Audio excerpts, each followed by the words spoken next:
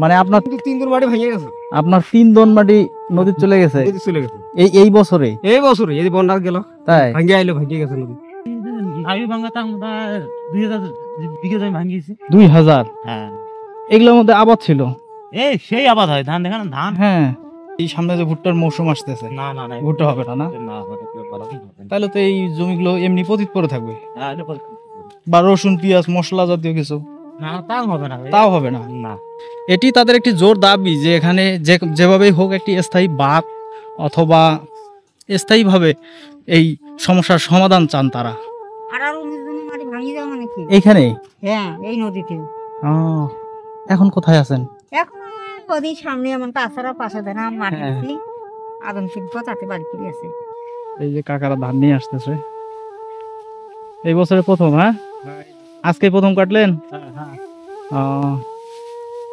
কেমন হয়েছে ধান? ভালো হয়েছে না?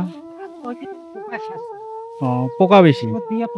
ধান চাউল দিয়ে আমরা বাঁচেছিলাম, এদিকে আমাদের কোনো আবার নাই, বাড়িতে কোনো আমি একটু না খাটতে পারি, খুব পরিশ্রম করি, এই রুজি করি। ঠিক আছে, আমি সত্য কথা বলি। কিন্তু এইভাবে কতদিন?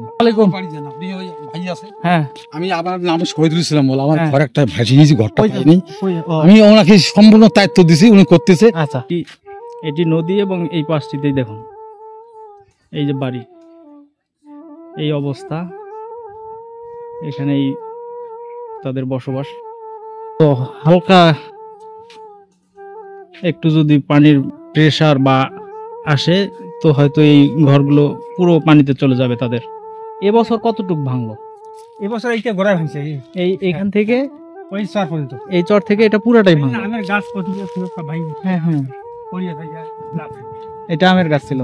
আম খেয়ে গেলে আবার হ্যাঁ হ্যাঁ, নদী ধ্বংস করে আর কিছু নেই, নদীতে আমরা ধ্বংস হয়ে এখন তো ধরেন যে চলাচল তাহলে খুব কঠিন কঠিন কঠিন, তাই না? আবার সবর নাই, হ্যাঁ, খাই কি চলি কি, টাকা পয়সা নেই হাতে, কর্ম নাই। সেটাই। আসসালামু আলাইকুম, স্বাগত জানাচ্ছি আমার চ্যানেলের আরও একটি নতুন ভিডিওতে। আর আজকের এই ভিডিওতে আমি চলে এসেছি, এটি নীলফামারী জেলা এবং নীলফামারী জেলার ডিমলা থানা।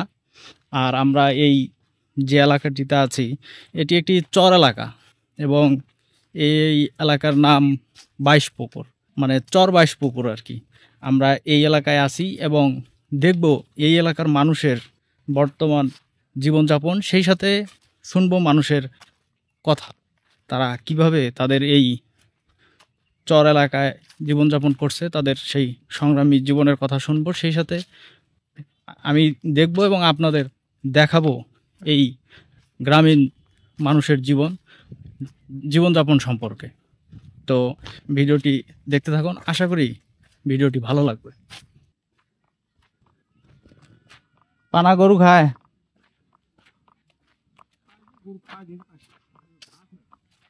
ঘাস সমস্যা হয়ে গেছে না? এই বন্যার পানি, এই যে এগুলো যে পলি পড়ার কারণে খায় না? হ্যাঁ, না পলি এদিক পড়ে নাই, পানা মনে করে ভাসে উঠছে না। হ্যাঁ হ্যাঁ, যত পানি হয় পানা মনে করে ভাসে ভাসে ওঠে। আসসালামু আলাইকুম, কেমন আছেন? তাহলে ঘাসের সংকট হয়ে গেছে না? এইগুলা কি মানে গরু খাওয়ার জন্য কাটতেছেন?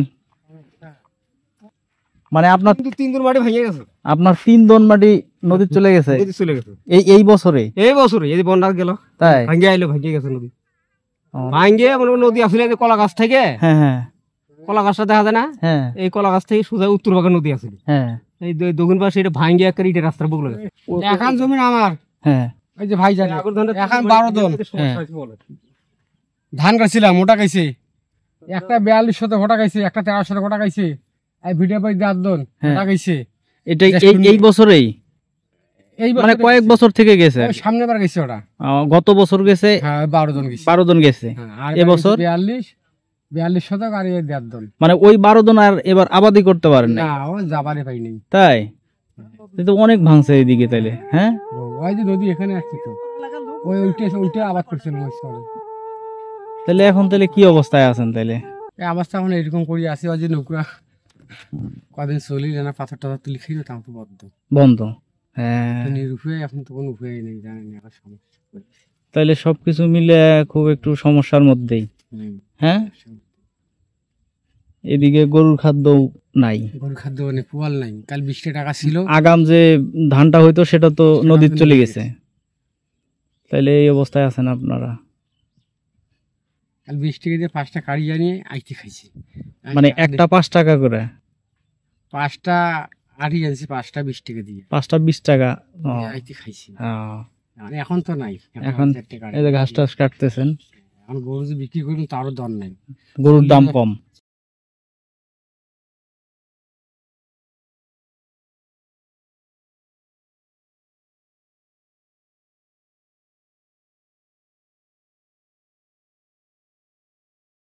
এখানকার এই যে লোকাল যে বাসিন্দারা আছে তারা যেটি বলল যে এখানে তাদের এই বছর এবং গত বছর খুবই একটি মানে ভাঙনের শিকার হয়েছে তারা। এই তিস্তার পার বা তিস্তার এই যে চরটা দেখতে পাচ্ছেন, যে এই যে ধান, সেই সাথে এই যে দূরের কিছু কলা গাছ, সেই সাথে কিছু বাঁশের আড়া, এগুলো দেখা যাচ্ছে যে এই এই জমিগুলো এগুলো কিন্তু প্রচুর ধান হয়েছে, যেটি দেখা যাচ্ছে যে প্রচুর ধান। এই যে দুই পাশেই ধান, এই পাশটায়ও ধান, এই পাশটায়ও প্রচুর ধান আছে এই এলাকায়। কিন্তু তাদের যে আগাম জাতের ধান, যেটি আগাম এখন পাকার কথা, এবং যে ধানটা তারা এখন কাটবে এবং তাদের খাদ্যের চাহিদা, সেই সাথে গোখাদ্য যেটা, ওই আগাম ধানের যে বিষয়টি একটু শেয়ার করি, সেটি হলো যে এই কৃষক এরা যে বিষয়টি শেয়ার করি সেটি হলো যে এই আগাম ধান গাড়ার কারণ হলো যে এই সিজন, যে সময়টি এখন কৃষকদের, এই সময় তাদের খাদ্যের সংকট এবং সেই সাথে একটা গোখাদ্য বা গরুর খাদ্যের একটি সংকট থাকে, যে কারণে এই সময় সেই আগাম ধানটি দিয়ে তাদের নিজের খাদ্যর চাহিদাও এবং গরুর খাদ্যের চাহিদা, সেই সময় এই সময়টিতে আমরা যেটিকে ধানের, ওগুলোকে সাধারণত কারিয়া বলা হয়, এই কারিয়ার একটা খুব চাহিদা থাকে, যে চাহিদাটার পুরোটাই কিন্তু যোগান হয় এই চর এলাকার এই আগাম ধান থেকে। কিন্তু তাদের যেটি বলল যে অনেক জমি ভেঙে গিয়েছে, ভেঙে যাওয়ার কারণে সেই ধান এবার আর সেভাবে তারা ঘরে তুলতে পারেনি, যে কারণে তারা এমন সমস্ত, যেমন পানা, সেই সাথে যে ঘাসগুলো কাটতেছে, এই ঘাসগুলো হয়তো দেখা গেছে যে যদি এক বেলা পর্যন্ত এই ঘাসগুলোও কাটে, তাদের হয়তো 2টা গরুর খাদ্য জোগাড় করতে পারবে না, কিন্তু তারপরেও তারা কাটতেছে, কারণ অন্তত তাদেরকে কিছু হলেও তো দেওয়া লাগবে, যে কারণেই কাটতেছে।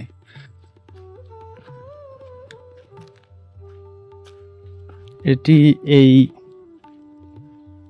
নদীর যে রাস্তা, আমরা যে রাস্তাটি দিয়ে আসলাম সেটির শেষ এটাই, এবং এই সামনেই নদী। আর এই পাশে প্রচুর জিও ব্যাগ ফেলছে, যেগুলো তাদের এই ফসলি জমি ভাঙন ঠেকানোর জন্য হয়তো ফেলা হয়েছে এই জিও ব্যাগগুলো, এবং এখান থেকে অনেক দূর পর্যন্ত এই জিও ব্যাগগুলো ফেলা হয়েছে। ওইখানে যে মুরব্বী যেটি বলল যে এই এলাকাটি যে এখন যে বালু বা পানি দেখা যাচ্ছে, এটি কিন্তু মূলত আবাদি জমি ছিল। এই যে আমার এই ডান পাশটিতে যেরকম আবাদি জমি, সেই আবাদি জমিগুলো এই দিক দিয়েও ছিল। এই জমিগুলো পুরো জমি এই নদীর ভাঙনের ভিতরে চলে গেছে, এবং এখন এটা বলা যায় যে নদী।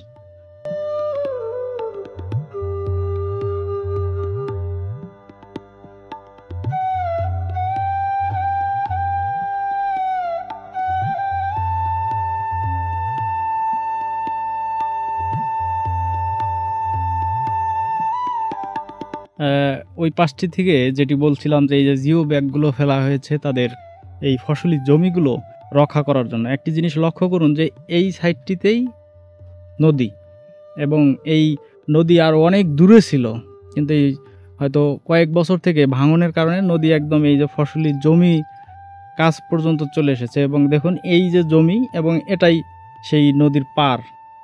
যেহেতু এখানে নদীর নাব্যতা কিছুটা কম, যে কারণেই এরকম হয়তো অনেক উঁচু পার নেই, কিন্তু এটি নদী এবং এগুলোই ফসলি জমি।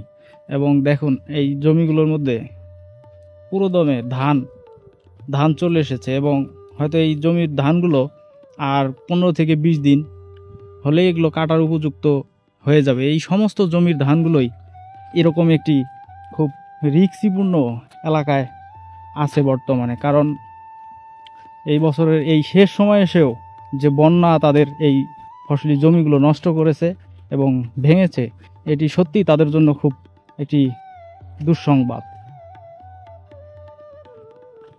প্রচুর জিও ব্যাগ এখানে এইভাবে দেওয়া আছে, যদিও হয়তো পানির স্রোত বা পানির যে গতি সেটি কিছুটা দুর্বল করার জন্য, কিন্তু তাদের দাবি যে তারা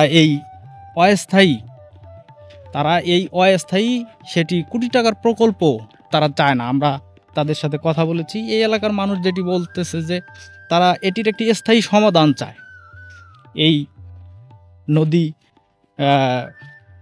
পারে তারা একটি স্থায়ী বাঁধ চায়, যে বাঁধটি তাদের একটি স্থায়ী বাঁধ হলে তারা যখন এই ফসলি জমিগুলোতে যে ফসলই লাগাক তাদের একটি মনে সাহস থাকবে, এবং তারা যে এই ফসলে যে টাকাটি তারা ইনভেস্ট করেছে বা ব্যয় করেছে এই টাকাটি তারা ঘরে তুলতে পারবে, এবং তারা সেই অনুযায়ী তাদের ভবিষ্যৎ পরিকল্পনাগুলো করতে পারবে। যে কারণে তারা চায় যে এই নদীর এই অস্থায়ী যে ব্যবস্থাগুলো, যেমন জিও ব্যাগ ফেলা, হয়তো বোল্ডার বা এই জাতীয় কিছু করা, এগুলো তারা চায় না। তারা চায় একটি স্থায়ী বাঁধ। এই দেখুন এই জমির ধানগুলো কিন্তু অলরেডি পেকে গিয়েছে, হয়তো এই সপ্তাহে এই জমির ধানগুলো কাটা যাবে, অথচ এই যে নদী এবং এখানে দেখুন যে তাদের এই ফসলি জমিগুলো কিভাবে ধ্বংস হয়ে যাচ্ছে। তিলে তিলে তাদের এই ফসলি জমিগুলো এই এলাকা থেকে বিলীন হয়ে যাচ্ছে। তাদের কষ্টের এই ফসল তাদের চোখের সামনে ধ্বংস হয়ে যাচ্ছে, কিন্তু তাদের করার সেরকম কিছু নাই।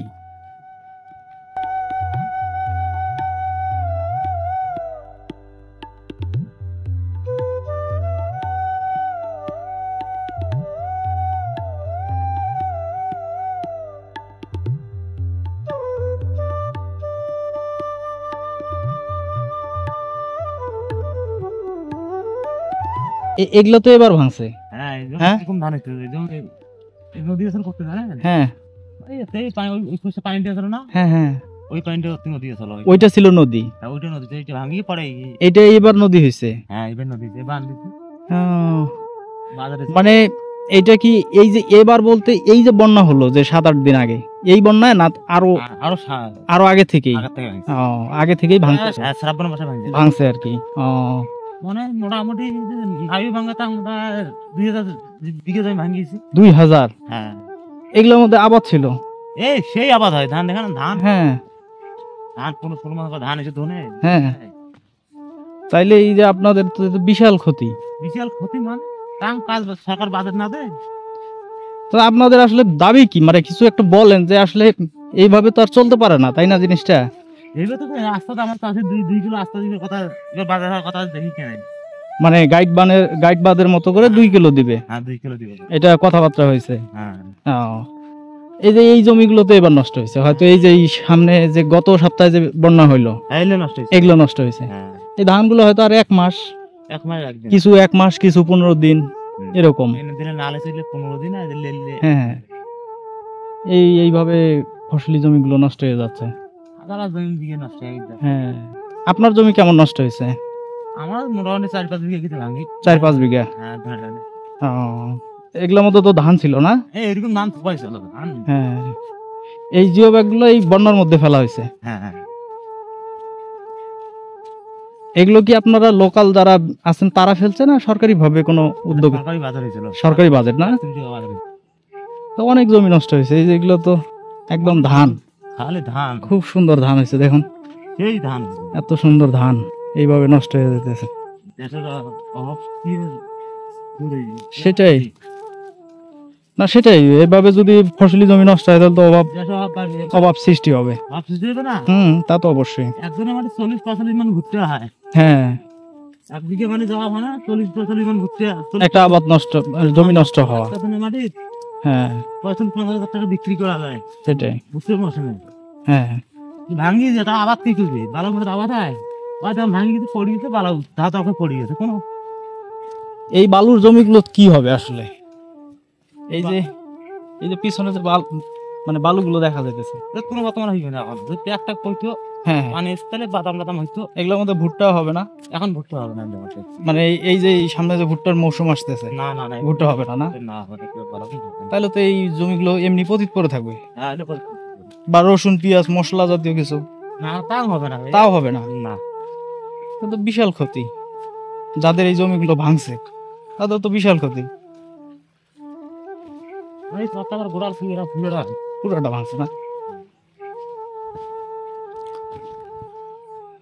তো এই আলী বক্স ভাইয়ের সাথে যে কথা বললাম, যেটি উনি বললো যে এই বাঁধ দিবে এরকম তারা শুনেছে যে 2 কিলোমিটারের একটি বাঁধ এখানে হওয়ার কথা, কিন্তু যদি এই বাঁধ হয় তাহলে হয়তো তাদের এই যে একটি জমি, এত সুন্দর জমি, ধানি জমি, সেই সাথে ভুট্টা বা পেঁয়াজ বলেন মশলা জাতীয় যে আবাদ ভাঙি যাচ্ছে। আছে সেগুলো হবে, কিন্তু তাদের এটি হয়তো কতদিনে হবে আর তাদের সেই মনের আশা পূরণ হবে সেটি তারাও জানে না, বা তারা কারো কাছ থেকে যে জানবে সে ব্যবস্থাও তাদের নাই।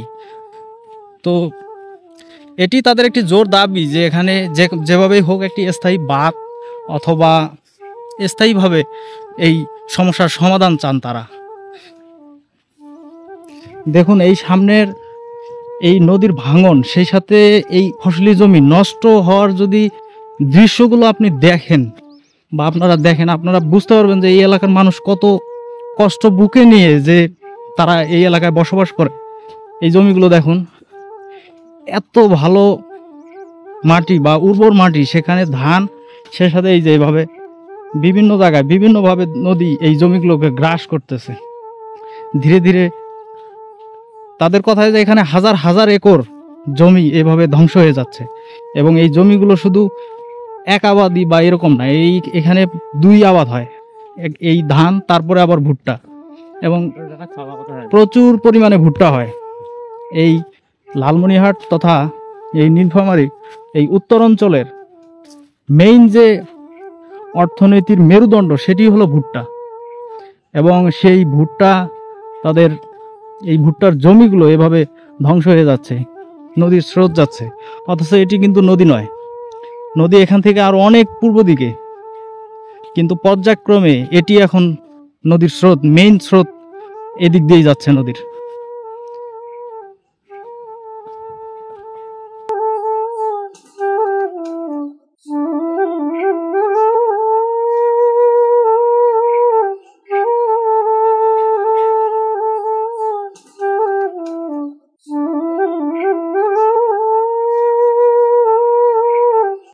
এইটা তো পুরাটাই ছিল একসময়, মানুষ ছিল না, বসতি ছিল না, হ্যাঁ এটা পুরাটাই বসতি ছিল, আপনার এই গ্রাম পাতা আছে এখন আর তাছাড়া আর নাই। বিভিন্ন জায়গায় এখন ভাঙি গেছি যে মানুষ আপনার জমির কাছে ধারে বাড়ি করি আছে। হ্যাঁ হ্যাঁ আমি ভাঙি গেছি, আমার এখন এই আশা 15 বিঘা মাটি এখন হই, হ্যাঁ হ্যাঁ বর্তমানে এখন 100 টাকা নেই, এখন যা আপনার জমি বাড়ি করে আছে। তাহলে দেখেন আপনার 15 বিঘা জমি, আপনি এখন আছেন একটা আশ্রিত স্থানে, মানে নিজস্ব জায়গা নাই, নিজস্ব জায়গা নেই, একটা তো ঘর তুলে থাকবেন সেই জায়গাটা নেই। সে জায়গাটা নেই, এই যে একটা বিষয়।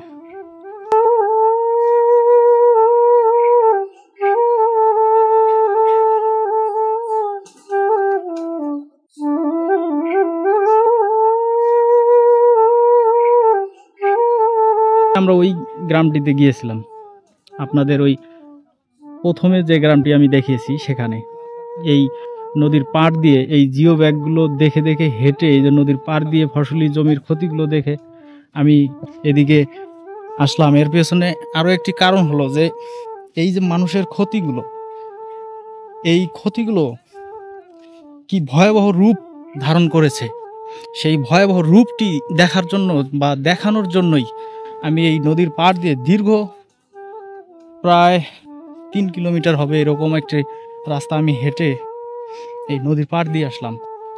সেই সাথে ওই যে বক্স ভাইয়ের সাথে কথা বললাম এই নদীর পাড় দিয়ে আসতে আসতে, তাদের আসলে অনেক দুঃখ, অনেক দুঃখের কথা তাদের আছে। তারা উনি নিজেও যে একটি জমির কথা বললেন যে তার প্রায় 14-15 বিঘা জমি ছিল, সে জমি এখন পুরোটাই এই নদীতে। তিনি এক গাইড বাঁধের সাইটে শুধু তাদের একটি ঘর নিয়ে কোনো রকম তার বাচ্চা কাচ্চা নিয়ে জীবন ধারণ করছেন। তো এই যে মানুষের কষ্ট, সেই সাথে এখানে যে এই যে ফসলি জমিগুলো ধ্বংস হয়ে যাচ্ছে, কিভাবে বিলীন হয়ে যাচ্ছে আবাদি জমিগুলো এই নদীর গ্রাসে, সেটি দেখানোর জন্য যদিও আমার এইদিকে অনেক দূর হাঁটতে হয়েছে, তারপরও কষ্ট করে এই দিক দিয়ে আমি ইচ্ছাকৃতভাবে ঢুকলাম যে আমি নিজেও দেখি, সেই সাথে আপনাদের দেখাই যে এই এলাকার বাস্তব চিত্রটি আসলে ভিন্ন। এই কঠিন এক বাস্তবতা এই চরে, এই বাস্তবতা নিয়েই এখানকার মানুষ মনে প্রচুর মনোবল নিয়েই টিকে থাকে এই এখানকার জীবনযুদ্ধে। তাই মানে আপনাদের আর 19 জনের মাটি ভাঙি যাওয়া মানে কি? এইখানে? হ্যাঁ, এই নদীতে। এখন কোথায় আছেন? এখন নদীর সামনে এমন তাছাড়া পাশে দেন মাটি দিছি, আদম শিল্প তাতে বাড়ি করে আছে। তাতে এখন কেমন আছেন? এখন তো মনে করি কর্ম করে খান নাকি বারো বাচ্চা বেতাসে। এক সময় আপনার বাড়িতে মানুষ কর্ম করতো, এই জমিগুলো কি এবার নষ্ট হয়েছে না? হ্যাঁ, এগুলো এই বন্যায় নষ্ট হয়েছে। এই বন্যা নষ্ট। এগুলো তো আগে এগুলো তো খুব ভালো ধান হইতো। হ্যাঁ, ধান ভুট্টে হ্যাঁ হ্যাঁ প্রচুর হয়েছে, যেটা আল্লাহ আবাদ দিতে ভালো, একটা মিথ্যে কথা কোয়া দেখি হ্যাঁ। ভালো আবাদ।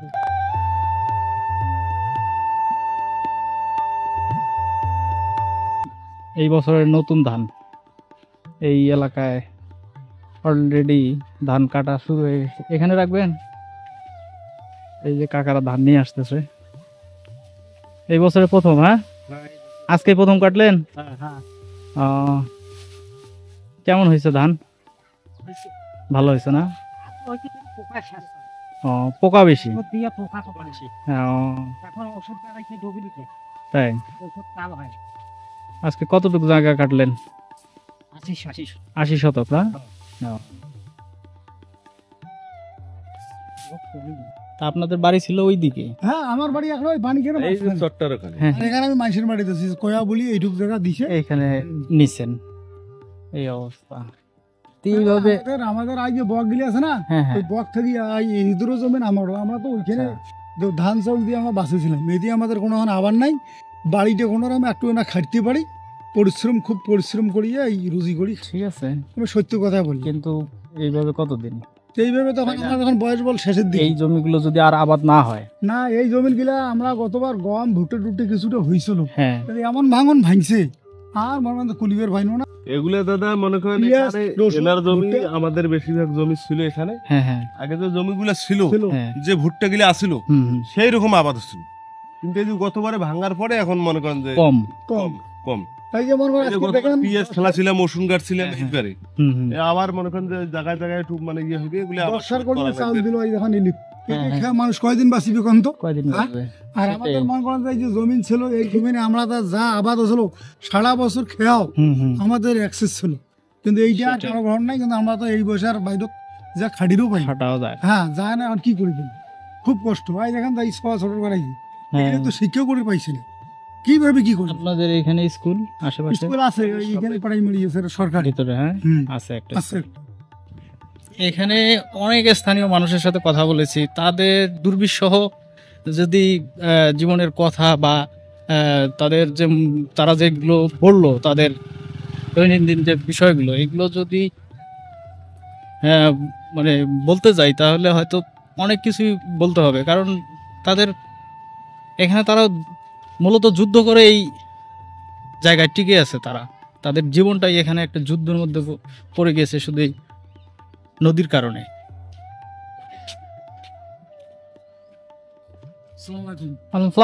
আসসালামু আলাইকুম।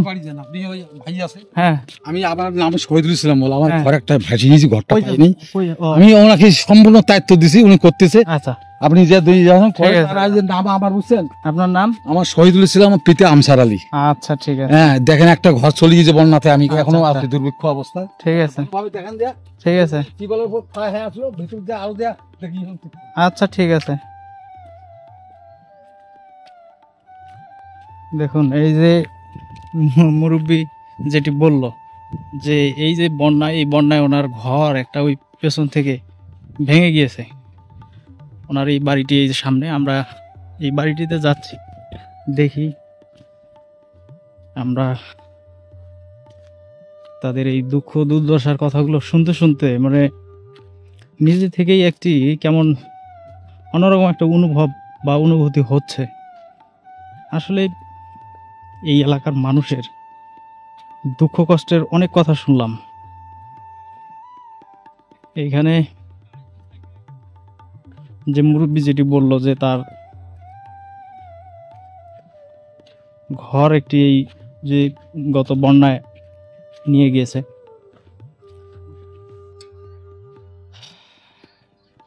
এখানে একটা জিনিস দেখানোর জন্য এই বাড়ির ভিতরে আমি প্রবেশ করলাম। সেটি হলো যে দেখুন এখানকার অবস্থাটা দেখুন।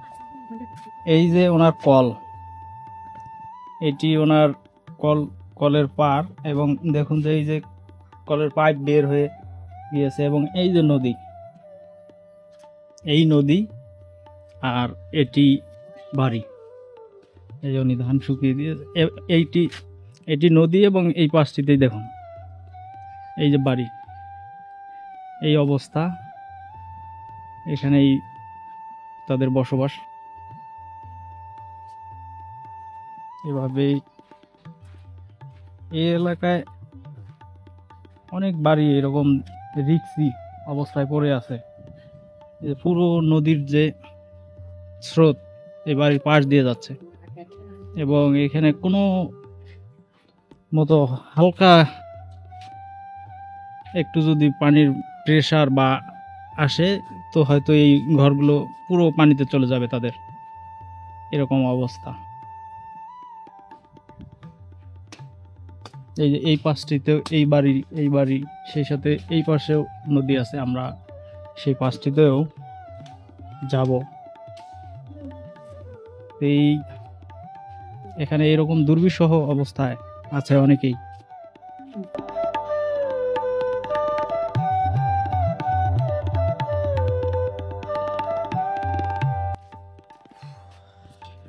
এই যে বাড়িটিতে থেকে আমি বের হচ্ছি, এই বাড়ির এই ঘরটি হয়তো আর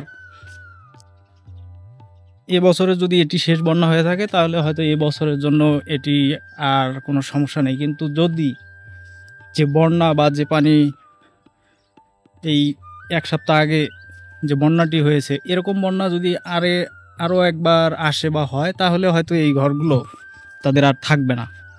তাদের এই যে জন্মভিটা বা তাদের এই স্থান, বসবাসের জায়গা, এটি রক্ষা করার কোনো ওয়েই নাই, কোনোভাবেই এগুলো রক্ষা করা আর সম্ভব হবে না।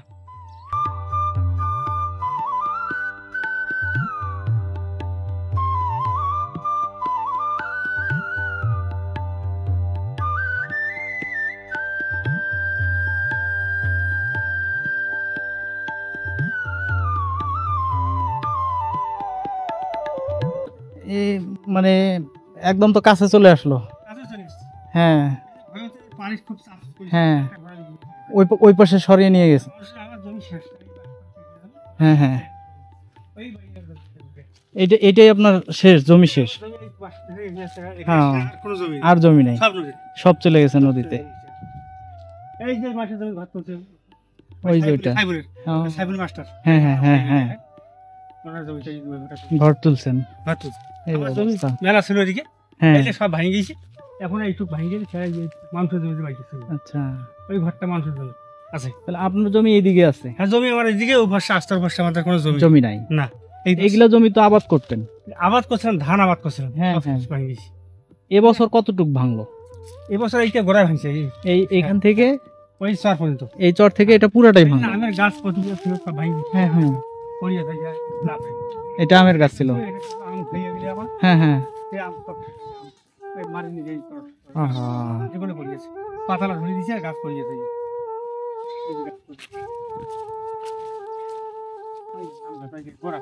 সেটা কাঠটা দেখেন, এই কাঠটা, হ্যাঁ, এই কাঠ, এই গাছ শুকিয়ে গেছে। এইটা পুরা গাছ? এটা গাছ আম ছিল হয়েছিল, ওখানে একটা আছে, ওটা চলে গেছে, সব শেষ। এটা গুয়ের বাগান ছিল আমাদের, 80টা গুয়ের গাছ একটা বাগান ছিল, সব নদীতে বিক্রি করে ফেলাছি। মানুষ নিয়ে গেছি 100-800 যা যা টাকা পাই দিই, এখন কি এইভাবেই আছেন? এইভাবে আছে এখন। আমার আবার সবার জমি কিছু নেই। এখন এই বছর যে অবস্থা দাঁড়াইলো তাতে তো আর এখানে এখন শুধু এই ভুট্টা যদি হয় তাহলে তো ভালো।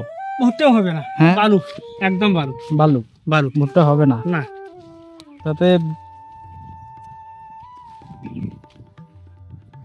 তাহলে এখানে তো আর মানে আপনি এখন টেকাটা খুব কষ্টসাধ্য কষ্ট একটা, কষ্ট। তাই না? এই জমি সাই কিনা বাইরে যাওয়া লাগে মানুষের জমি। আপনার জন্ম ভিটে এটা, এটা জন্ম হইতে আমার, জন্ম ভিটা, জন্ম হইতে। কিন্তু আজকে নদীর জন্য হয়তো এটা এখন আমার বাপ দিছিল এই জমিটা আমার, হ্যাঁ হ্যাঁ নামে দলিল, হুম এটা ভেঙে গেছে। 7-8 বিঘা মাটি ছিল ওইদিকে। হ্যাঁ ওনার বাড়ি এইখানে ছিল বলতে। হ্যাঁ এখানে ছিল, এখানে ছিল, এখানে ছিল। হ্যাঁ হ্যাঁ আমার আপন বড় ভাই, হ্যাঁ মুরব্বি, মুরব্বী। হ্যাঁ হ্যাঁ ওনার সাথে আমার কথা হয়েছে। ভাই আমার বড় ভাই, আচ্ছা উনিও মাসের জমি আছে, আমিও মাসের জমি। হ্যাঁ ওই একটা ভাই নিয়ে গেছি, ওটা সাইফুলের জমি। হ্যাঁ হ্যাঁ এই সাইফুল মাস্টার ওনার বলিয়ে যে ঘরটা ওটা ছিল। এক সময় আপনাদের সম্পদ ছিল, ভালো সংসার ছিল, হ্যাঁ হ্যাঁ। আজকে এই সর্বনাশ, সব শেষ, হ্যাঁ। মানে নিজের ঘর নিয়ে মানুষের জমিতে তোলা হলো। আমরা ধ্বংস হয়ে গেলাম, কাজ হয় না, কাজ হয় না, হয় কিন্তু হয় না। আপনাদের এখানে আসলে কি কোনো আশ্বাসই দেয় নাই যে এটার আসলে কোনো রক্ষার কোনো চেষ্টাই করবে না তারা? করে না, প্রশাসন কথা দেয় কিন্তু হয় না, করে না। করে না। নদী ধ্বংস করে দিলে আর কিছু নেই, নদীতে আমরা ধ্বংস হয়ে এখন তো ধরেন যে চলাচল তাহলে খুব কঠিন, কঠিন, কঠিন, কঠিন। তাই না? আবার সুবোধ নাই, হ্যাঁ খাই কি চলি কি দিই, টাকা পয়সা নেই হাতে, কর্ম নাই। সেটাই।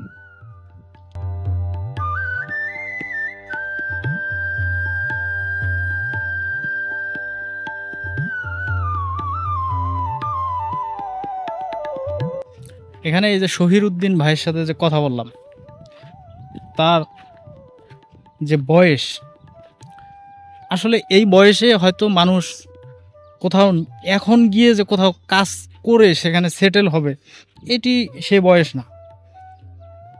এটি বলা যায় যে আমাদের যে লাইফ স্টাইল বা আমাদের জীবনধারা বা আমাদের পারিপার্শ্বিক পরিবেশে এটাকে একটি মধ্যবয়স্ক, তার বয়সটা মধ্য বয়স। তো ওনার যে হাহাকার, ওনার ভেতরের যে কথা, যেটি উনি বললেন বা যেটি বলতে পারলেন না, সেটি হলো যে কোথায় যাবেন এখন, কি করবেন, কিভাবে চলবেন।